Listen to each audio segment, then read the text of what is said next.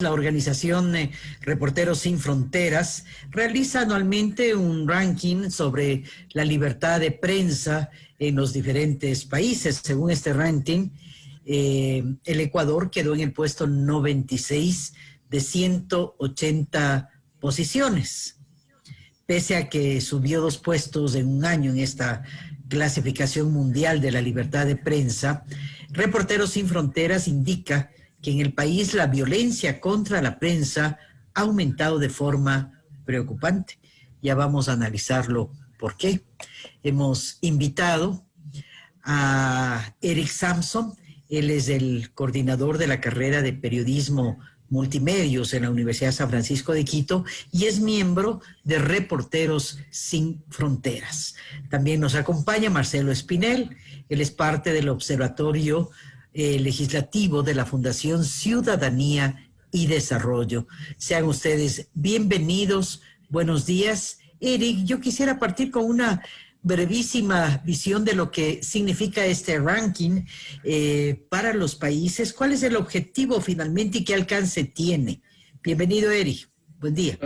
Buenos días, Carmen, Andrés, señor Espinel, un gusto estar con ustedes. Mira, esto es un ranking que ya tiene sus años, que tiene como objetivo permitir algún tipo de visualización, o sea, con un ranking, con un número sobre unos 180 países que están examinados cada año. También hay un ranking de colores, o sea, hay países que están marcados negros, donde ya no hay libertad de prensa, que están desafortunadamente en todo el planeta, hasta los donde la libertad de prensa se defiende de la mejor manera, que típicamente son cada vez menos, en particular en el norte de Europa, en Islandia, en países así.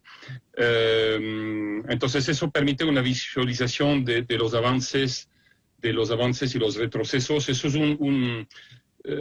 una manera de evaluar los países que la gente tiene que entender. A veces un país puede mejorar, por ejemplo, en su situación interna, pero no necesariamente mejorar en el ranking, porque es una comparación de país en país. Entonces, imaginemos que Ecuador del año 2020 al año 2021 no haya pasado absolutamente nada. O sea, la misma situación se quedó. Uno podría decir, ok, Ecuador va a quedarse en el mismo ranking, en el mismo número. Pues eso no es enteramente cierto, porque mientras tanto algunos países que eran, por ejemplo, mejor ubicados empeoraron, entonces pasaron atrás de Ecuador y Ecuador mejoró sin haberlo mejorado. O sea, hay que entender un poco cómo funcionó, pero digamos, nos da una idea de más o menos dónde se ubican los países, si van mejorando o empeorando.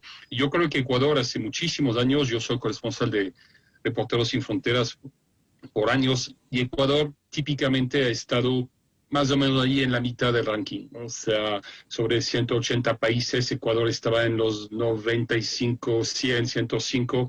Creo que los rankings más bajos fue en la época de Rafael Correa, con todos los problemas que todos hemos conocido.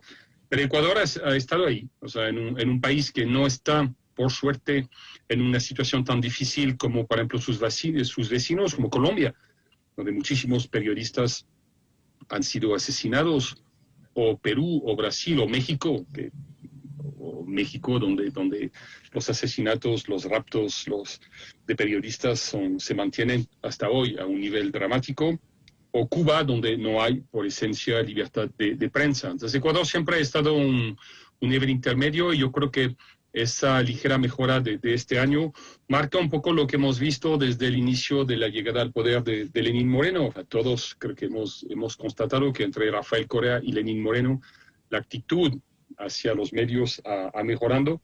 Pero yo creo que un poco para resumir un poco la posición de Ecuador, significa también que de alguna manera algo se ha hecho, pero el trabajo es incompleto. Por ejemplo, nos complace de que, por ejemplo, algo de la Ley Orgánica de Comunicación haya sido reformado. Nos complace que Carmen, ¿te recuerdas ese debate sobre saber y Andrés, si la comunicación era un servicio que tenía que ser regulado o un derecho humano? Yo creo que la posición de la enorme mayoría de los gremios, de los periodistas, era que la libertad de prensa es un derecho que los estados tienen que apoyar, y más que algo como el agua potable que el estado puede regular. Hemos visto el resultado de una regulación política y excesiva en el tiempo de Rafael Correa. Entonces, algunas cosas se han mejorado, pero por ejemplo, a nivel de los textos de ley, ¿qué era por hacer para el nuevo gobierno? Todos sabemos que la Ley Orgánica de Comunicación fue un aspecto, pero también había el Código Orgánico Integral Penal, también había la Ley de Telecomunicación, también había un montón de textos que podían cohibir, complicar el trabajo de la prensa. Entonces, y parte de ese trabajo de rearmar un marco legal coherente con la necesidad de proteger la libertad de expresión no ha sido hecho. Entonces es un poco el balance que consideramos que el ambiente ha mejorado con Lenín Moreno, eso es obvio. Lenín Moreno no está cada sábado rompiendo periódicos en una sabatina, no está insultando a la prensa cada rato, etcétera. Pero digamos que era mucho por hacer. Y obviamente lo de la pandemia ha sido otra problemática de la cual supongo que hablaremos en los minutos que vienen.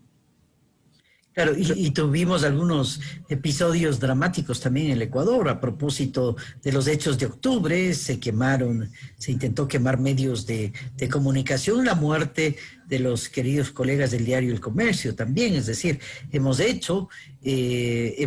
tenido hechos violentos. También la dificultad de los periodistas para las coberturas en los mismos hechos de octubre, ¿no? Varios de ellos fueron agredidos.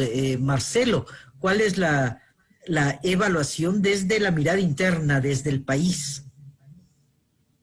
Hola Carmen, hola Andrés, qué gusto poder saludarles, muchas gracias por la invitación, un cordial saludo para Eric, así como también para su distinguida audiencia.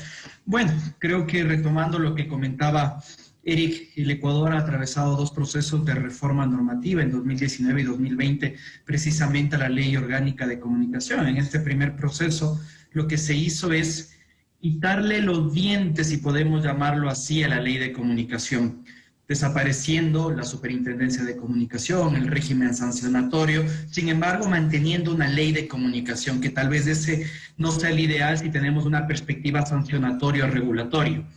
Este segundo proceso, en cambio, de reforma a la ley de comunicación, lo que buscó es darle el sentido que debe tener una ley. Regular un derecho, garantizar un derecho, no un servicio público.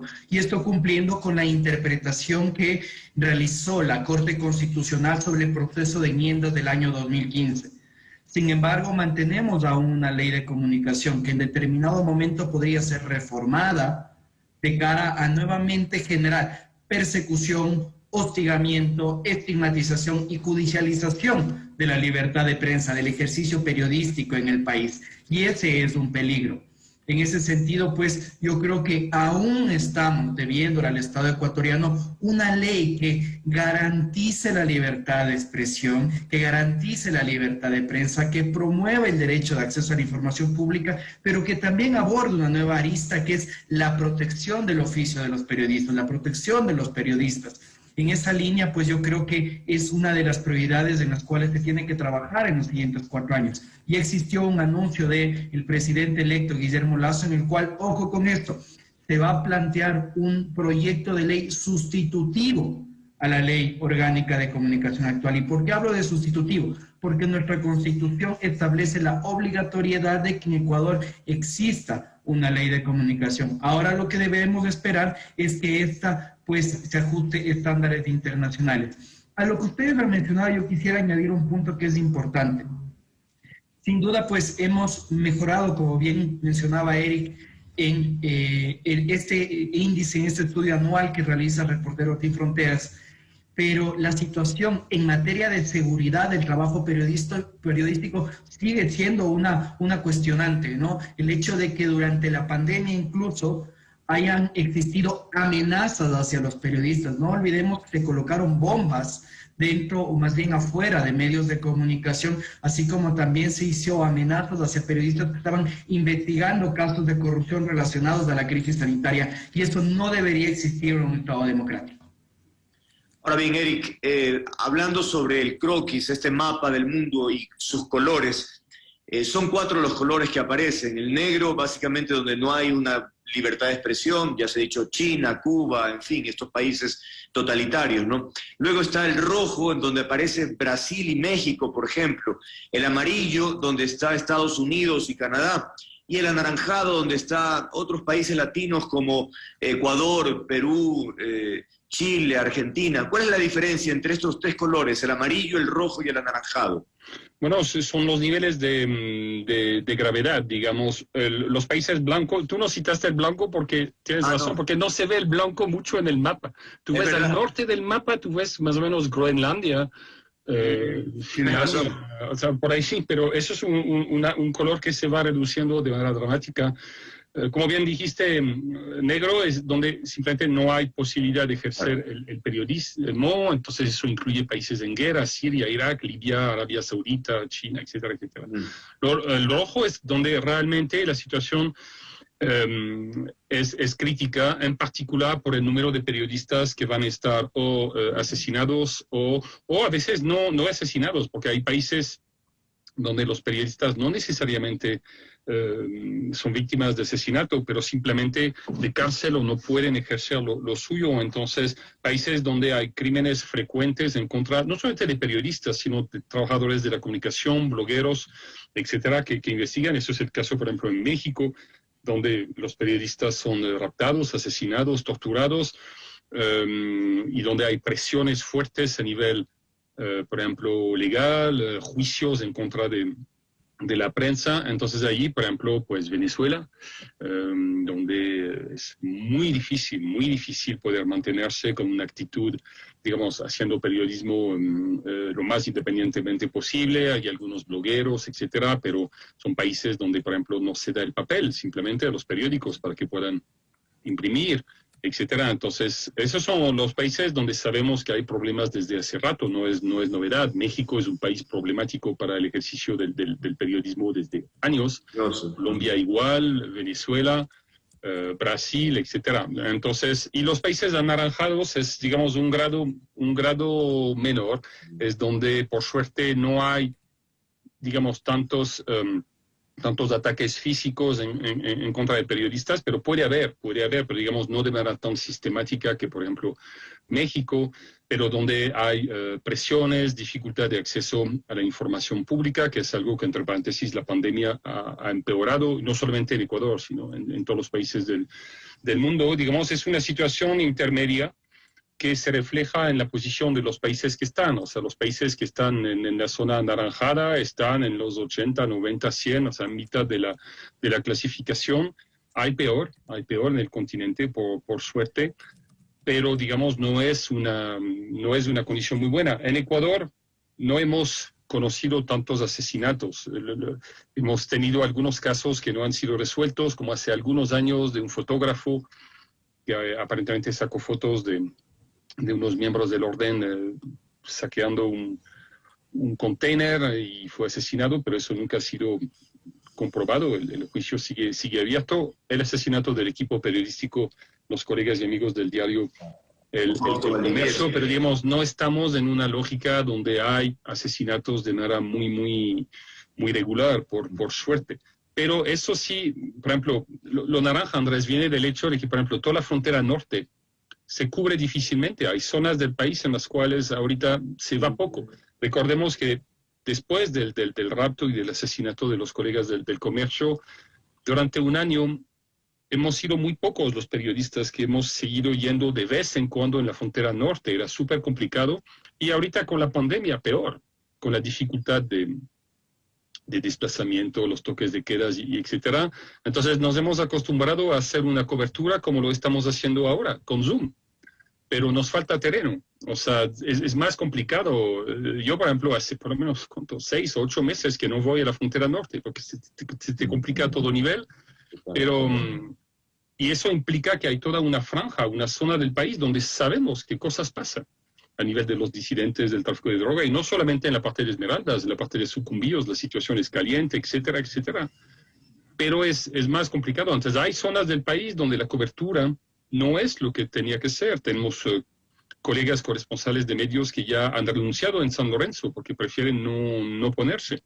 Y se practica en estas zonas lo que llamamos el periodismo paracaídas. O sea, vamos, nos quedamos un día, 2 días, y salimos. O sea, la gente que vive en el lugar, que se queda, que puede, es cada vez menor. Entonces, por ejemplo, eso implica que hay toda una franja al norte del país donde la cobertura no es lo que, no es que no hay cobertura, sí hay, pero donde no es lo que debería ser. Y otro punto que nos preocupa mucho en ese balance del año 2020 con relación al 2019 es el impacto de la pandemia. Yo he insistido mucho con Reporteros Sin Fronteras para que se piense en el impacto económico.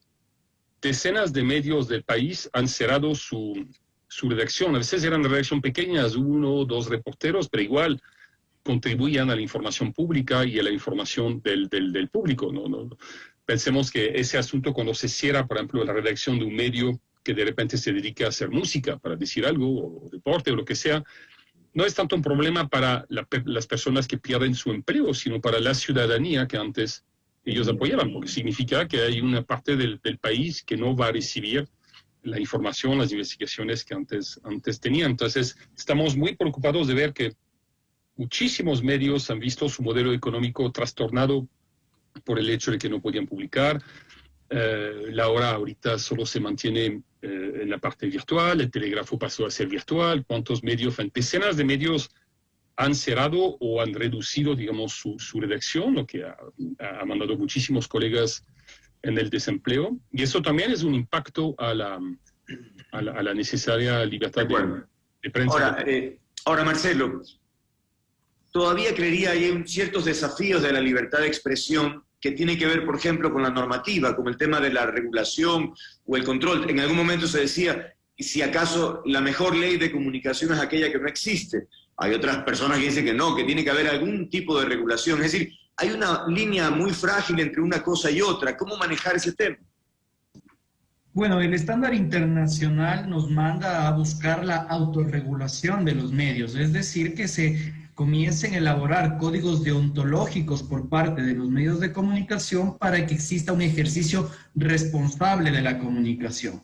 Ustedes muy bien conocen que existen aspectos como, por ejemplo, la contrastación de las fuentes, como por ejemplo, de esta manera se puede ejercer este periodismo responsable. Pero bajo ningún concepto se puede creer que esta regulación que puede venir del Estado tiene que estar orientada a establecer sanciones administrativas bajo una autoridad discrecional que pueda perseguir el ejercicio periodístico, que pueda perseguir incluso a una persona por el mero hecho de opinar distinto. Actualmente, pues la ley de comunicación ya no mantiene esta autoridad administrativa que era la Superintendencia de Comunicación, sino lo que hace es establecer que existe el camino judicial para establecer sanciones civiles, administrativas o penales. Y ese, pues, a la larga es tal vez una decisión de mediana instancia que nos permite alejarnos de la discrecionalidad, pero que también, pues, no debería ser el ideal, sino que tenemos que avanzar hacia esta autorregulación. Y pues, nuevamente yo insisto, ojalá que en un potencial proceso de elaboración de una nueva ley de comunicación, esta no sea únicamente promovida desde tal vez una oficina encerrada en 4 paredes, sino que exista la posibilidad de que desde distintos sectores se pueda aportar hacia la creación de un ambiente normativo garantista, y ese tiene que ser el camino. Nuevamente, garantizar libertad de expresión, libertad de prensa, acceso a la información pública y protección del trabajo periodístico. Y ojalá, pues, sea este ideal que se cumpla en los próximos meses o años, Andrés. Solo para completar lo que dice Marcelo, eso es un debate que hubiéramos debido tener hace años antes de empezar a discutir la ley orgánica de comunicación. Hay una tradición en los países latinos, por ejemplo, en el cual yo incluyo Francia, donde sí tenemos una ley de prensa, y los países anglosajones, donde la tendencia es más bien que no haya ley. Lo que tú decías, Andrés, lo que pasa, por ejemplo, en Estados Unidos, donde la propia Constitución dice es prohibido legislar sobre la temática. Eso es un debate que hubiéramos debido tener para saber, ¿vale la pena tener una ley? ¿Sí o no? Algunos países han dicho que sí. Por ejemplo, en Francia hay delitos de prensa específicos, algunos que son más duros y otros más suaves hacia el periodista. Entonces, hay países donde hay leyes, otros no. Pero yo creo que ahorita ese debate de si debe haber o no ley ha sido resuelto, porque como bien lo dice Marcelo, ya está en la Constitución. Entonces, ya que debemos, digamos, tener ley, a menos de reformar la Constitución, claro, sea como lo ha dicho Marcelo. Así es, Eric. El presidente electo ha anunciado que va a derogar la ley de comunicación, no sé si construir otro cuerpo legal. Pero si es que es así, si hablamos de reforma o una nueva ley, ¿cuáles deberían ser esos ejes fundamentales, Eric? Habida cuenta que en nuestro país existe abundante normativa para varios de los casos, hay incluso tipificación en el Código Orgánico Integral Penal, es decir, en varios cuerpos legales. Marcelo ya ha topado varios temas. Yo quisiera empezar por algo que no debería contener la ley. Por ejemplo, el famoso artículo 10, que después se fue, pero digamos, durante años tuvimos un artículo en el cual la ley orgánica... Que eso era inconstitucional, además, ¿no? Estábamos normando principios deontológicos. Claro, no, o sea, no, básicamente el Estado nos decía, ustedes tienen que actuar de tal o cual manera, ustedes... Y además habían tomado decisiones sin tomar en cuenta las evoluciones. Por ejemplo, todo lo que llamamos...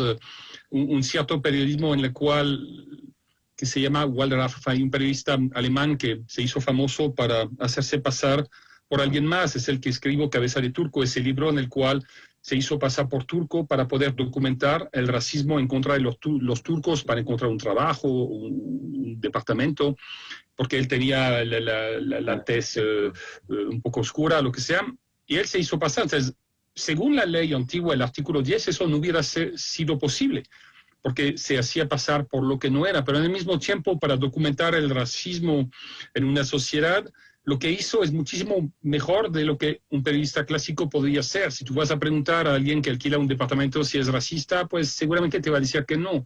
Pero si la persona que vive la experiencia y te lo cuenta, entonces eso, por ejemplo, no era autorizado. De una se había decidido que cualquier recurso tipo cámara escondida era prohibido. Yo no estoy a favor de utilizarlo para todo, pero se puede por lo menos discutir. Hay algunos editores que están en contra del uso de esos recursos, otros que dicen el último recurso, pero eso fue decidido por gente que clarísimamente no eran periodistas, lo decidieron entre sí. Entonces, por ejemplo, eso de decirnos cómo hacer nuestro trabajo, el Estado no tiene por qué hacerlo. Entonces, por ejemplo, ese es el tipo de cosas que no debería estar en un proyecto de ley. Y de nuevo, la idea es garantizar un derecho.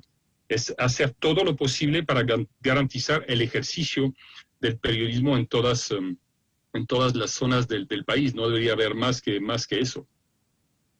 Bueno, creo que el Correato tenía muy claro que la comunicación es un derecho humano, ¿no? Lo tenía muy claro. Al ponerlo como servicio público, lo que se pretendió fue, en efecto, controlar y perseguir a los medios de comunicación.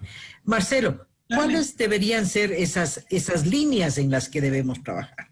Sí, justo creo que en esa línea quería hacer un aporte a lo que decía Eric. Yo creo que también hay temas que tienen que ser regulados claramente para que no se constituyan mecanismos de censura directa o indirecta de la libertad de prensa. Y uno de estos es el pautaje oficial. Un pautaje que no tiene que ser direccionado a los medios de comunicación que están alineados a la política gubernamental, sino que tiene que ser un pautaje plural, diverso, incluyente, que vaya hacia todos los medios de comunicación, pero con reglas claras. Que sea lo más transparente posible para que de esta manera la comunicación, el ejercicio del oficio periodístico, pues no esté sujeto a estas dudas relacionadas al pautaje. Y esto pues es algo que tiene que estar establecido de forma clara en nuestra ley orgánica de comunicación, en el caso de que sea sustituida, como es lo que se ha escuchado en las últimas semanas. Por otro lado, uno de los temas importantes en el cual quiero insistir es que se tienen que generar mecanismos de protección a los periodistas, pero que sean mecanismos establecidos en la ley y que no estén sujetos a la discrecionalidad del Ejecutivo de turno. Que no tengamos que esperar a que llegue un presidente y que ese presidente, a través de un decreto, a través de una resolución ministerial, decida crear un organismo específico de protección a los periodistas, sino que tiene que estar establecido en la norma para que de esta manera el ambiente en el cual se ejerce el periodismo sea lo más neutral y seguro posible. De igual manera, yo creo que tenemos que insistir con la afectación a lo que se han visto envueltos los medios de comunicación dentro de la crisis de la pandemia. Y me refiero a esta afectación económica que decía Eric. Pues el hecho de que desaparezca un medio de comunicación quiere decir que hay una fuente menos a la cual los ciudadanos pueden acceder a información. Y eso es algo que tenemos que tratar de evitar, que exista la mayor cantidad de pluralidad en los medios. Y finalmente, uno de los temas que no tenemos que dejar de lado es el trabajo de los medios públicos.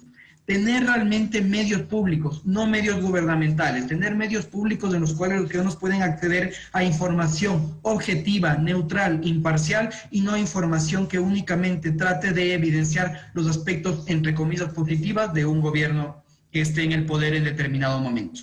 Y un punto más, Carmen. Hay algunas cosas que no necesitan ser cambiadas, sino aplicadas. Por ejemplo, la ley de acceso a la información pública en sí está bien, simplemente no se aplica, o en todo caso no se aplica en parte. O sea, no necesitamos rehacer un cuerpo legal. Aquí hay una ley que tiene que ser aplicada y, por ejemplo, todos los organismos públicos que no publican en su página web la información que supuestamente debe estar, que no responden a los pedidos de los medios para saber, qué sé yo, tal o cual, para obtener tal o cual datos. Eso ya existe, no hay necesidad de rehacerlo. Lo único es que hay que aplicarlo y aplicar sanciones si los funcionarios públicos no nos dan acceso a esa información, que salvo casos bien precisos, como entendemos que información puede ser reservada en el campo militar o cosas así, pero salvo esos casos muy precisos, que nos den acceso a esa información para permitir al periodismo de investigación de nuevo, de desarrollarse. Entonces ahí no hay que cambiar nada, simplemente aplicar la ley que ya existe. Vamos a concluir con Marcelo, justamente sobre eso quería preguntar, porque claro, dicen que el papel aguanta todo, en la normativa se dice que efectivamente es posible tener, o es necesario, es obligación tener acceso a la información y no necesariamente de los periodistas, cualquier ciudadano podría entrar al portal de cualquier ministerio y tener la información que requiera. Eso no sucede. Entonces, ¿cómo lograr ese objetivo que plantea Eric de la aplicación de la normativa vigente?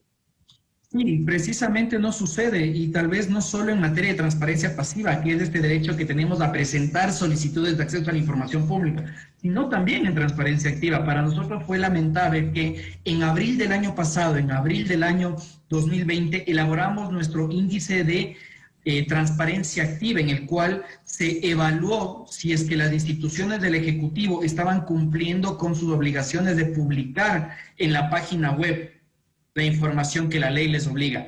Y la institución peor calificada durante todo el año 2019 era precisamente el Ministerio de Salud. Solo había publicado información hasta septiembre del año 2019 en aspectos tan básicos como, por ejemplo, quiénes trabajaban en la institución y cuánto ganaban. ¿Cómo esperamos que una institución tan importante en el contexto de una pandemia cumpla bien su labor si ni siquiera está publicando la información sobre cómo usan nuestros recursos públicos? Como bien dice Eric, tenemos una ley, ojo, desde el año 2004 que no se cumple y que los ciudadanos no la están utilizando por dos razones, sin duda, porque no se cumple tampoco y también porque la desconocen. Yo ahí tal vez discrepo ligeramente con Eric. Yo creo que sí es necesaria una reforma a la ley de transparencia y acceso a la información pública, precisamente para darle mayores elementos coercitivos que permitan su eficaz cumplimiento. No que limiten el derecho de acceso a la información, sino que también ya se ajusten a los estándares internacionales desarrollados de la Ley Modelo 2.0 de la OEA, que busca generar autoridades independientes que garanticen el derecho de acceso a la información, que se contemplen mecanismos digitales para la solicitud y entrega de información, para que no sea excusa de los estados el hecho de que tienen una gran cantidad de documentos y que por esa razón no pueden entregar a la información en físico a los ciudadanos porque implica demasiado costo, pero también que se implementen aspectos como, por ejemplo, los datos abiertos, que la información proporcionada en datos abiertos, que sean reutilizables, redistribuibles, garanticen y promuevan un mejor ejercicio periodístico y que de esa manera podamos informar a la ciudadanía sobre cómo se usan los recursos públicos, cómo se están tomando las decisiones y de esa manera pues también generar un ecosistema de prevención, detección y sanción de la corrupción más eficaz. No, de acuerdo con eso. O sea, cualquier cosa que puede simplificar, hacer más fácil ese acceso es obviamente bienvenido.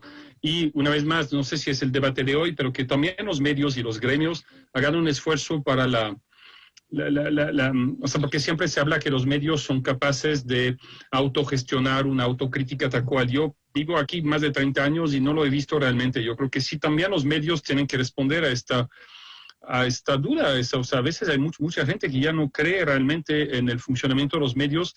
Yo creo que los medios deberían abrirse mucho más, por ejemplo, de manera regular, aunque sea una vez a la semana, una vez al mes, invitar gente de afuera, o sea, gente de afuera, o sea, para que digan, ok, usted va a ser el redactor en jefe hoy día, organicen de qué quieren hablar, etcétera, para que reintroducir un poco de ciudadanía en el manejo, así de vez en cuando, los medios, y ser capaz de autorregulación de manera un poco más, digamos, efectiva. Ya hay países en los cuales hay organismos que no son ley, porque no son la justicia, pero digamos, son ley interna adentro de la profesión, y cuando esos organismos tomen una decisión diciendo, este reportaje es deontológico, es ético o no lo es tomado muy en serio, porque realmente es como una mancha. Si se te dice, mira, tú no hiciste bien tu trabajo, y eso no existe en el país, y me parece que para recobrar ese nivel de confianza que es necesario entre la población y los medios, yo creo que también los medios, ahí sí, no el Estado, los medios y los periodistas tienen que hacer un esfuerzo mayor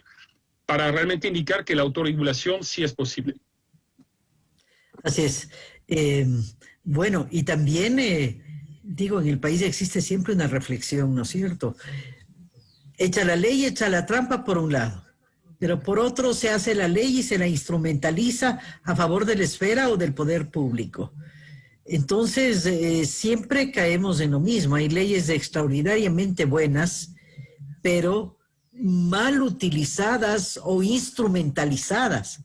Es decir, esto está atravesado también por temas como las decisiones políticas y esa decisión política de realmente respetar el marco legal, por ejemplo, ¿no? Bueno, pero Carmen, hay tantas ¿sabes qué? Eso debería ser una pelea de los periodistas. Yo creo que los periodistas tienen que entender que no debemos esperar mucho de un gobierno. Los gobiernos dan el hecho de libertad de prensa no lo da ningún gobierno. Eso lo dan instrumentos internacionales firmados por la mayoría de los países del mundo. Es una obligación, o sea, que viene de siglos pasados. Yo creo que no tenemos que esperar mucho de los gobiernos. Yo recuerdo un periodista francés muy conocido en Francia que decía, mira, yo los políticos no espero gran cosa de ellos porque no creo que sepan la diferencia entre relaciones públicas y periodismo. En bla bla, en palabra te dicen sí, yo sé lo que es periodismo, pero en el final, en el fondo, cuando hablan de periodismo, lo que quieren es relaciones públicas o publicidad por lo que hacen.